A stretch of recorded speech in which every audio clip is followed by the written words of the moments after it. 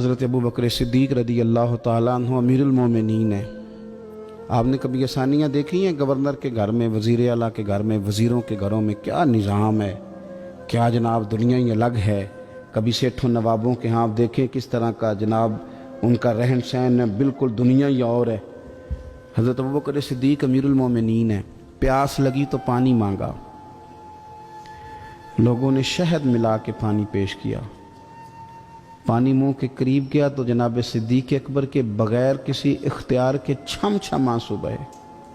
اتنا روئے کہ لوگ کہتے ہمیں پتہ کوئی نہیں تھا بات کیا ہے، پر ابو بکر کا رونا دیکھ کے ہمارا بھی رونا نکل گیا۔ پتہ نہیں تھا ہوا کیا ہے، کس وجہ سے رو رہے ہیں یہ نہیں پتا تھا، ان کو روتے دیکھا تو ہم بھی رو پڑے۔ دیر تک وہ آہیں لیتے رہے، سسکیاں بھرتے رہے، آنسو بہاتے رہے، تڑپتے رہے، لوٹ پوٹ ہوتے رہے۔ عجیب کیفیت ہم نے دیکھی۔ بڑی دیر کے بعد وہ سنبھلے، عرض کی امیر المومنین ہمیں بھی بتلائیے، اتنے آنسو۔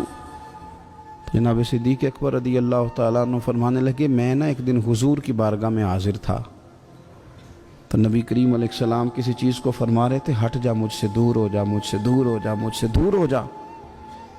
تو فرماتے ہیں میں نے بعد میں عرض کی حضور آپ کس چیز کو ہٹا رہے تھے؟ تو حضور فرمانے لگے میرے پاس دنیا آئی تھی تو میں نے اسے کہا تو مجھ سے دور ہو جا، میرے قریب نہ، دور ہو جا۔ تو حضور فرماتے ہیں وہ مجھ سے چلی گئی، پر جاتی دفعہ کہہ گئی ہے کہ حضور آپ نے تو مجھے اپنے سے دور کر دیا، پر آپ کے بعد والے مجھ سے بچ نہیں سکیں گے، وہ مجھے قبول کر لیں گے، وہ مجھے بڑی بڑی سیف الماریوں میں جگہ دیں گے، وہ تجوریوں میں بھر لیں گے، وہ مجھے رکھ لیں گے، پسند کر لیں گے۔ حضور نے فرمایا تو ہٹ جا۔ حضرت صدیق اکبر فرمانے لگے میں پانی مانگتا ہوں، مجھے شہد دیتے ہو، مجھے دنیا دار نہ کر دینا، مجھے اس آسانی میں مبتلا نہ کر دینا، مجھے ڈر لگتا ہے ان لوگوں میں نہ ہو جاؤں جن پر دنیا پھیلا دی گئی، پھر وہ اللہ کے ذکر سے غافل ہو گئے۔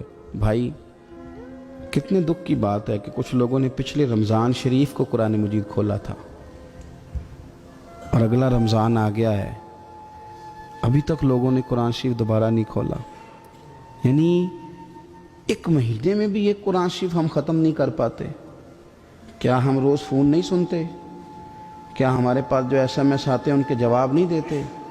کیا ہم اپنی مرضی سے اپنی طبیعت کے مطابق نیند پوری نہیں کرتے؟ کیا ہفتے میں 1-2 دفعہ ہم باہر سے جا کے کھانا کھانے کا پلان نہیں کرتے؟